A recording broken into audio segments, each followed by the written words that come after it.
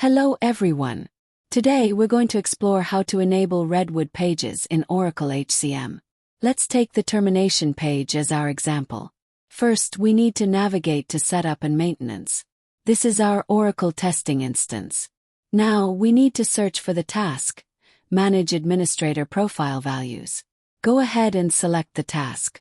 Next, we need to search for the code. Make sure to select the appropriate code. You can observe that the site value here is currently set to no. We need to change it to yes. This setting is specifically for the termination page. Now you can save and close this window. For the Resign from Employment page, we need to add an additional value. We'll need to set this to yes as well. By default, these pages will be disabled. Therefore, we are going to enable those pages now. I will demonstrate whether we can view the termination page here. As you can see, the termination page is present. Let's check to see if it is Redwood enabled. No, this is not the Redwood page.